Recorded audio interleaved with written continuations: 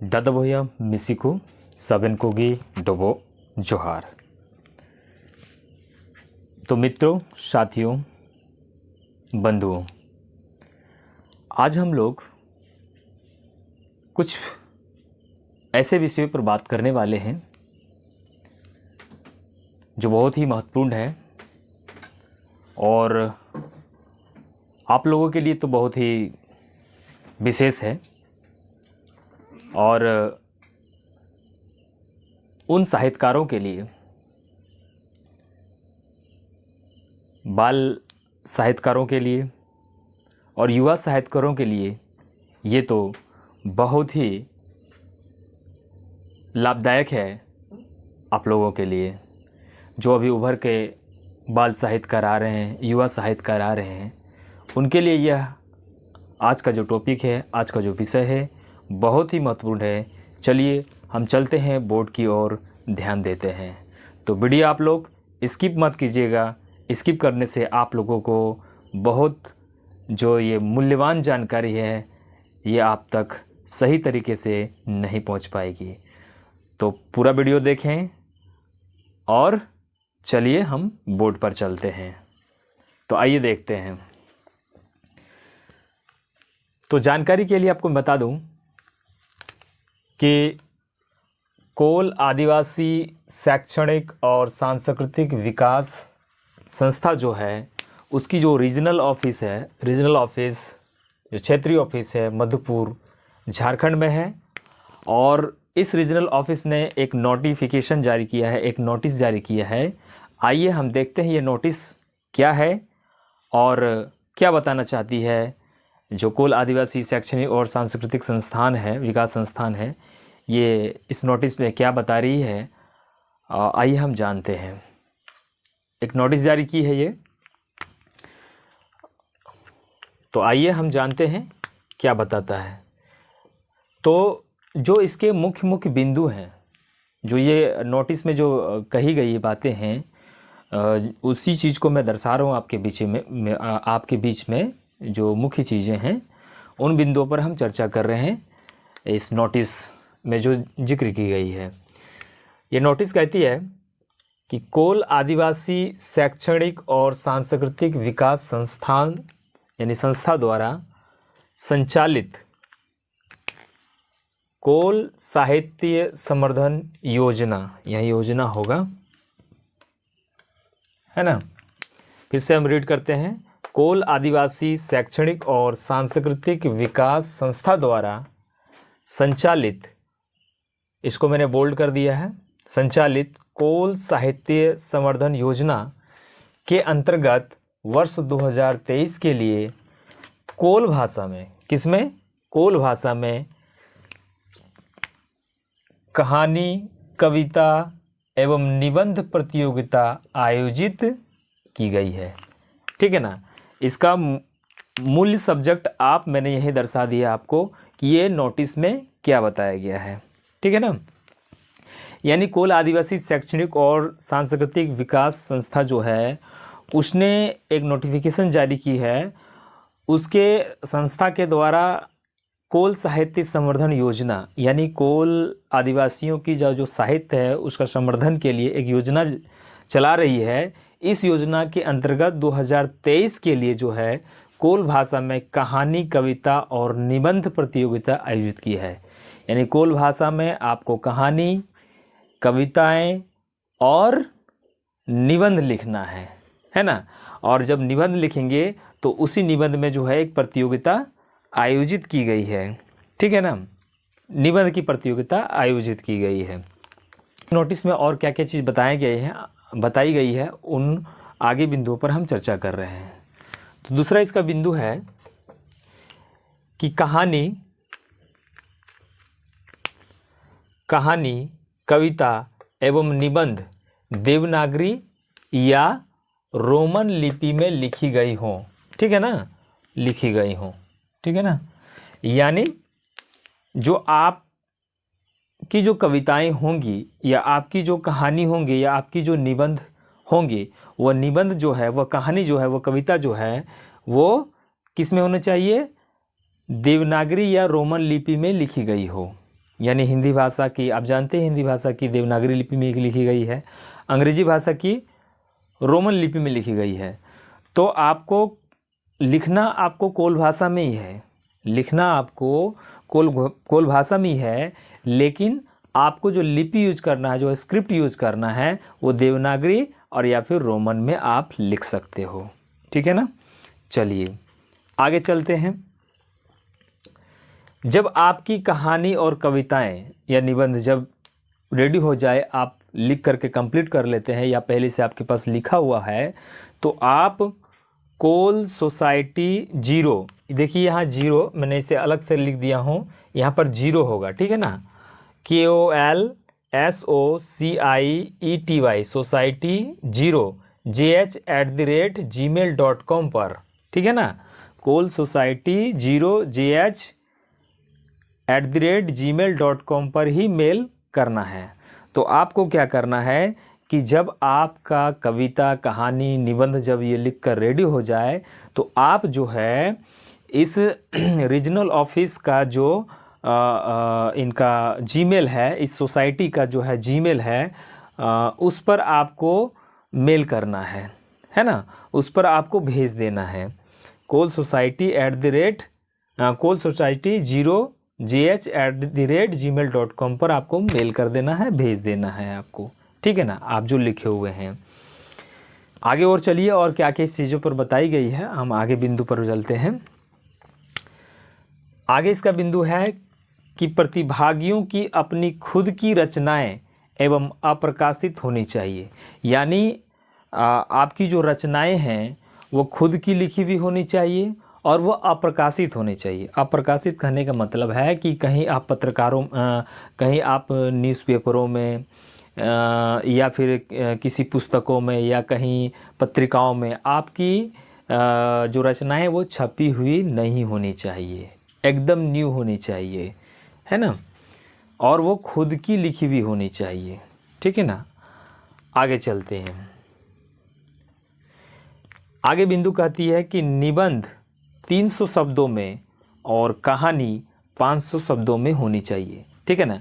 यानी कि यहाँ पर जो बैरियर लगाया गया है, कविता के लिए नहीं बैरियर लगाया गया है। ठीक है ना।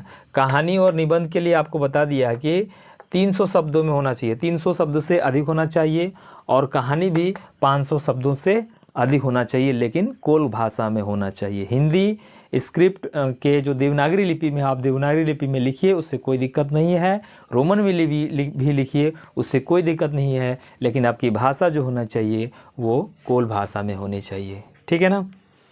तो इस चीज़ को ध्यान रखेंगे। कविता के लिए कोई दिक्कत नहीं है, कविता के लिए आपको कोई शब्द सीमा नहीं दी गई है, लेकिन निबंध और कहानी के लिए ये चीज़ें लगाई गई है। ठीक है ना। आगे चलिए। यह जो प्रतियोगिता होगी, इस प्रतियोगिता में 2 पुरस्कार को लाया गया है। यानी 2 तरह के पुरस्कार को बताया गया है, बाल साहित्य पुरस्कार और युवा साहित्य पुरस्कार। यानी बाल साहित्य पुरस्कार मिलेगी और युवा साहित्य पुरस्कार मिलेगा। ठीक है ना। तो आगे चलते हैं कि बाल साहित्य पुरस्कार में क्या कहता है। यहाँ पर कुछ क्राइटेरिया दिया हुआ है, यहाँ पर कुछ योग्यताएं देनी होगी, कुछ उम्र सीमा है। यहाँ पर क्या है, बाल साहित्य पुरस्कार उनको मिलेगा, उन रचनाकारों को मिलेगा जिनकी उम्र 12 से 17 वर्ष तक है, उन्हीं को मिलेगा। दूसरा, युवा साहित्य पुरस्कार जो है उनको मिलेगा जिनकी उम्र 18 वर्ष से 30 वर्ष के बीच में है। ठीक है ना। और एक चीज़ है, इसे यहाँ साफ समझ में आता है कि यहाँ पर बाल साहित्य पुरस्कार के लिए वही लोग आवेदन कर सकते हैं जिनकी उम्र 12 वर्ष से 17 वर्ष है, और युवा साहित्य पुरस्कार के लिए वही आवेदन कर सकते हैं जिनकी उम्र 18 से 30 वर्ष है। ठीक है ना। पर आप हेडिंग देखें, कोल साहित्य सम्मान 2023, यानी कोल साहित्य सम्मान कोल आदिवासी साहित्यकारों को सम्मान दिया जाएगा 2023 में। ठीक है ना। तो चलिए आगे के बिंदु हम देखते हैं। तो कोल साहित्य सम्मान तो आपको मिलेगा 2023 में कोल साहित्य सम्मान। कोल साहित्यकारों को, बाल साहित्यकारों को, युवा साहित्यकारों को 2023 में मिलेगा कोल साहित्य सम्मान। तो चलिए क्या है सम्मान, क्या है वो पुरस्कार। तो हमने 2 पुरस्कारों की बात की थी, पहला है बाल साहित्य पुरस्कार और दूसरा है युवा साहित्य पुरस्कार। तो चलते हैं देखते हैं क्या है बाल साहित्य पुरस्कार और युवा साहित्य पुरस्कार में, है ना। तो देखिए इसमें आपको क्या है, 3 महत्वपूर्ण पुरस्कार दिए जा रहे हैं, प्रथम, द्वितीय और तृतीय। तो बाल साहित्य पुरस्कार में प्रथम, द्वितीय और तृतीय पुरस्कार दी जा रही है। तो युवा साहित्य पुरस्कार, जो युवा साहित्य पुरस्कार है उसमें भी प्रथम, द्वितीय और तृतीय पुरस्कार दी जाएगी। तो चलिए देखते हैं। तो प्रथम पुरस्कार में आपको 2000 का चेक दिया जाएगा। जो साहित्यकार जिनकी रचनाएं बहुत बेहतर होगी, अच्छी होगी कोल भाषा में, उनको प्रथम पुरस्कार दिया जाएगा। बाल साहित्य का अवार्ड उनको जो है प्रथम पुरस्कार 2000 देकर उनको चेक दिया जाएगा। तो यह चेक जो है, ये प्रथम पुरस्कार कौन दे रही है, ये प्रथम पुरस्कार KTECD सोसाइटी यानी Kol tribal educational and cultural development society, ये आपको बाल साहित्य पुरस्कार 2000 का चेक दे रही है, 2000 का पुरस्कार आपको दे रही है बाय चेक के माध्यम से, ये आपको बाय चेक दे रही है सोसाइटी। अब चलते हैं युवा साहित्य पुरस्कार में। तो युवा साहित्य पुरस्कार का प्रथम पुरस्कार जो मिल रहा है वो भी 2000 का मिल रहा है। वाह, 2000 का मिल रहा है, वो भी दे रही है KTECD सोसाइटी यानी कि Kol tribal educational and cultural development society. वो आपको 2000 का चेक दे करके पुरस्कार दे रही है आपको। चलिए तो आगे चलते हैं बाल साहित्य पुरस्कार की ओर। बाल साहित्य पुरस्कार का द्वितीय पुरस्कार जो है वो 1500 का चेक मिलेगा आपको। कितने का? 1500 का चेक मिलेगा वो आपको। कौन दे रही है आपको? The primary school of science and technology मोस समिति। मोस समिति आपको दे रही है 1500 का चेक। द्वितीय पुरस्कार बाल साहित्य पुरस्कार। आते हैं युवा साहित्य पुरस्कार में। तो युवा साहित्य पुरस्कार का जो द्वितीय पुरस्कार है वो भी आपको मिल रहा है 1500 का चेक। कौन दे रही है आपको भैया? दे रही है आपको the primary school of science and technology मोस समिति दे रही है। वाह, बल्ले बल्ले, है ना। तो देखा जा रहा है कि कोल साहित्य शैक्षणिक और सांस्कृतिक विकास संस्था जो है या संस्थान जो है बहुत ही अच्छा काम कर रही है। तो चलिए चलते हैं कोल साहित्य को उभारने के लिए, कोल साहित्य को समृद्ध करने के लिए ये बहुत ही अच्छा पहल है। आप लोग साथ दीजिए, सहयोग कीजिए। चलिए आगे की बिंदु की ओर देखते हैं। हमारा जो बाल साहित्य पुरस्कार का जो तीसरा पुरस्कार है, तृतीय पुरस्कार जो है वो 1000 का चेक मिलेगा। कौन दे रही है भाई? ट्राइबल रिसर्च ऑर्गेनाइजेशन आपको दे रही है, TRO दे रही है आपको 1000 का चेक। वाह, बम्फर बाल साहित्य पुरस्कार। अगला है हमारा युवा साहित्य पुरस्कार का तीसरा पुरस्कार जो हमारा मिल रहा है वह 1000 का चेक मिल रहा है। दे कौन रही है भैया? ट्राइबल रिसर्च ऑर्गेनाइजेशन TRO दे रही है। वाह, बहुत ही अच्छा। युवा साहित्यकारों के लिए एक बहुत ही सुनहरा मौका है। आप अपनी भाषा को समृद्ध करने के लिए, आपको भाषा को संरक्षित करने के लिए बहुत ही अच्छा मौका है। अप्लाई कीजिए और सुनहरा मौका पाइए। अगर आप लिखने में, पढ़ने में सक्षम हैं और बहुत ही अच्छा ही लेख लिखते हैं, बहुत ही अच्छा ही आपकी रचना है कोल भाषा में, कोल भाषा आप जानते हैं, तो कविता, कहानी और निबंध लिख करके भेजिए। जैसे कि पहले मैं आपको जानकारी दे चुका हूँ। आगे यह सोसाइटी जो आगे क्या किन किन बिंदुओं पर और बात की है इसमें जो है आपको मैं मुख्य बिंदुओं पर ही बात कर रही हूँ, जो आपके लिए बहुत ही ज़रूरी है। उन टॉपिकों पर मैं बात कर रहा हूँ जिस नोटिस में दिया गया है। आगे में और विशेष जानकारी के लिए आपको जो है डिस्क्रिप्शन में आपको दे दूँगा, वहाँ से आप दे सकते हैं। और जैसे इस सोसाइटी के अंदर में कुछ न्यू अपडेट आएगी या इस संस्थान के माध्यम से ये प्रतियोगिता के संबंध में कोई न्यू अपडेट आएगी तो आपको ज़रूर बताऊँगा। तो वीडियो को स्किप मत कीजिएगा। चलिए आगे देखते हैं।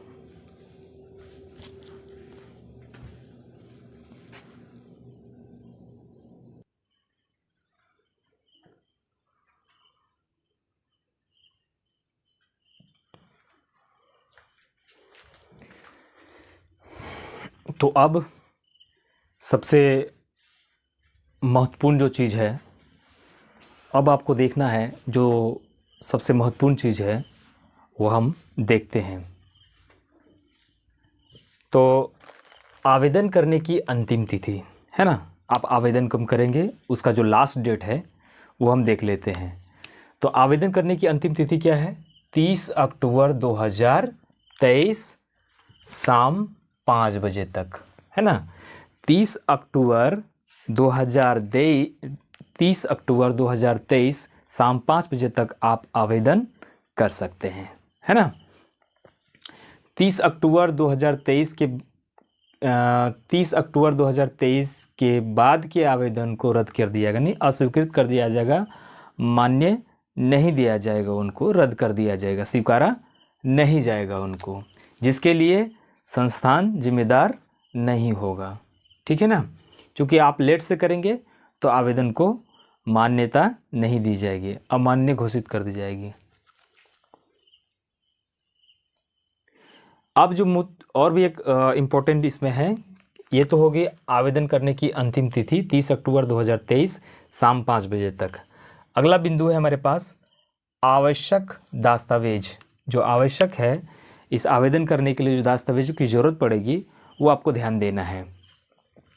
आपको एक आवेदन लिखना है, और आवेदन जो है Kol tribal educational and cultural development society के नाम से एक सादे पन्ने A4 साइज़ के पेपर में आपको आवेदन लिखना है, अपने हाथों से लिखना है। और सब्जेक्ट में जो है आपको लिखना है कि ये जो प्रतियोगिता हो रही है ना, इस प्रतियोगिता में भाग लेने से संबंधित आपको, ठीक है ना, आपको आवेदन करना है, ठीक है। और अपने हस्ताक्षर करने हैं। एक आवेदन पत्र आपको लगेंगी, ठीक है ना। और ये यानी कि आपको मूल ही लगेगा, जिसको आपको PDF बना करके, है ना, उसको मेल करना है आपको, ठीक है ना। मेल एड्रेस आपको मैंने पहले भी दे चुका हूँ मैं। दूसरा लगेगा आपको आधार कार्ड, जिसकी छाया प्रति लगेगी, इसका भी PDF बना करके आपको भेजना है। रचनाओं की मूल प्रति की कॉपी, जो आप लिखे हैं, कहानी या कविता कोल भाषा में लिखे हैं, उसको आप जो है PDF बना करके उसकी जो मूल प्रति है, छाया प्रति नहीं बल्कि मूल प्रति जो आप लिखे हैं अपने हाथों से, उसको आपको जो है मेल करना है kolsociety0jh@gmail.com पर, ठीक है ना। अगला हमारा है एक घोषणा पत्र भी आपको स्वयं का लिखा होना चाहिए। घोषणा पत्र में आप लिखेंगे कि आपकी जो रचनाएं हैं वो रचना आपकी रचना है ना, और वो कितने पन्ने का है या कितने शब्दों में आपने लिखा है और क्या नाम से आपने उसका नाम रखा है, ठीक है ना। जो निबंध लिखा तो निबंध का तो नाम होता है, कहानी तो कहानी का तो आप शीर्षक देंगे ना, कविता लिखेंगे तो कविता का आप शीर्षक देंगे ना। तो उसका जिक्र करते हुए आप ये लिखेंगे कि ये जो मैंने लिखा हूँ ये मेरी खुद की लिखी हुई रचनाएं हैं, ठीक है ना। ये कहीं पर अन्य जगहों पर कहीं प्रकाशित नहीं हुई है, किसी पत्रिकाओं में प्रकाशित नहीं हुई, किसी समाचार पत्रों में प्रकाशित नहीं हुई है, ना किसी किताबों में प्रकाशित हुई है, ना मैं किसी को दिया हूँ अभी तक, ठीक है ना। ये पूरी तरह से अभी जो रचनाएं हैं मेरी नई रचनाएं हैं, ठीक है ना। ऐसे करके आप घोषणा करेंगे, ठीक है ना, कि मैं सत्यापित करता हूँ, मैं घोषणा करता हूँ कि ये जो आप शीर्षक देंगे उसका कविता का या कहानी का, है ना, या निबंध का, ये मेरे द्वारा लिखी गई है ना, ये मेरे द्वारा लिखी गई है, ठीक है ना। ऐसा करके आप जिक्र करेंगे और अपना नाम तिथि, अपना नीचे में नाम और हस्ताक्षर और डेट के साथ अपना सिग्नेचर करेंगे फुल पता के साथ, ठीक है ना। अगला है हमारा पासपोर्ट साइज़ का आपको फ़ोटो लगाना है। जो आवेदन करेंगे ना, उस आवेदन की ऊपर साइड में ही आप जो है फ़ोटो लगा देंगे, ठीक है ना। पासपोर्ट साइज का जो प्रतिभागी रहेंगे, जो भाग लेने वाले हैं, ठीक है ना। सहयोग शुल्क की जमा पर्ची, आगे मैं इस चीज़ के बारे में बताऊंगा। तो सहयोग शुल्क की जमा पर्ची मूल रहेगी रचनाएं सेलेक्ट करने के बाद। मैं आगे इस चीज़ को बताऊंगा आपको, पहले ये क्या चीज़ है, अभी मैं इसको घेर देता हूँ, आगे इसको बताता हूँ मैं। तो इसमें क्या है कि आपको सहयोग शुल्क देना है, इनको इस संस्थान को एक सहयोग शुल्क देना है कि इतनी बड़ी एक कुल आदिवासियों के लिए, उनके साहित्यकारों के लिए एक इतने बड़े प्रतियोगिता करा रही है, तो कुछ आपको सहयोग करना है, बल्कि, है ना। जिस तरह से संस्थान आपके साथ सहयोग कर रही है, आपको उभारने की कोशिश कर रही है, आपकी संस्कृति को बचाने की कोशिश कर रही है, तो संस्थान को भी आपको सहयोग करना है।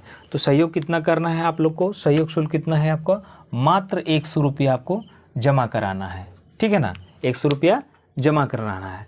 तो जमा सहयोग शुल्क की जमा पर्ची मूल रचनाएं जब सेलेक्ट हो जाएगी तब, यानी आप जो अपनी रचनाएं भेजेंगे, ये सारा डॉक्यूमेंट्स आप भेजेंगे, भेजने के बाद जो है आपकी रचनाएं जब संस्था जो है सेलेक्ट कर लेगी, उसके बाद आगे मैं इस बिंदु पर चर्चा कर रहा हूँ, आगे चर्चा कर लेता हूँ, आपको समझ में आ जाएगी, ठीक है ना। क्या है ये बिंदु कि जब आपकी रचनाएं को संस्थान द्वारा सेलेक्ट कर लिया जाएगा, यानी आपकी जो रचनाएं हैं संस्थान द्वारा जब सेलेक्ट कर लिया जाएगा, तब आपके मेल पर, जो आपका मेल होगा, मेल पर एक सिलेक्ट होने का मैसेज जाएगा, ठीक है ना। और वो मेल किस नाम से होगा, यह मेल kolsociety0jh@gmail.com द्वारा भेजा जाएगा। आप अन्य मैसेज को ना देख करके आप मतलब आपको विशेष यही ध्यान देना है कि वो जो मेल जाएगा वो kolsociety0jh@gmail.com के नाम से ही जाएगा, है ना। kolsociety0jh@gmail.com के नाम से ही जाएगा, है ना। इस मेल में संस्थान की बैंक अकाउंट नंबर और सहयोग शुल्क जमा करने की संबंधित जानकारियां दी हुई रहेगी, है ना। तो आपको ये ध्यान देना है कि ये जो मेल जाएगा आपको, ठीक है ना, यानी जिस kolsociety0jh@gmail.com पर जो आप मेल करेंगे, अपनी रचनाएं भेजेंगे, उसी मेल के माध्यम से आपको सेलेक्ट होने की मैसेज आपके पास जाएगा, ठीक है ना। जब सेलेक्ट होने का मैसेज आपके पास चला जाएगा, उसके बाद आपको क्या है, बैंक जा कर के आपको सहयोग राशि जमा कराना है। तो किस नाम से जमा करना है, Kol tribal educational and cultural development society के नाम पर आपको जो है सहयोग राशि जमा कराना है। और जमा जब कराएंगे तो उसकी पर्ची की जो है, उसका जमा पर्ची जो है, उसकी फ़ोटो कॉपी उसकी मूल जो कॉपी है उसको आप PDF बना करके, फ़ोटो करके जो है संस्थान का जो मेल है ना, संस्थान का जो मेल है kolsociety0jh@gmail.com पर आपको भेज देना है। सेलेक्ट होने के बाद, जब आपकी रचनाएं सेलेक्ट हो जाएगी, उसके बाद ये सहयोग राशि आपको संस्थान के नाम पर जमा कराना है, ठीक है ना। और वो मेल करेगी उसके बाद, ठीक है। तो चीज़ें समझ गई। नोट में आपको देख लेना है कि जमा पर्ची अनिवार्य है, जमा पर्ची जो है वह अनिवार्य है, ठीक है। तो आगे मैं आपको जो है बार बार मैं किस नाम से मेल जाएगा, मैं फिर आपको दोबारा वो चीज़ लिख देता हूँ, ठीक है ना। इसको आपको ध्यान देना है।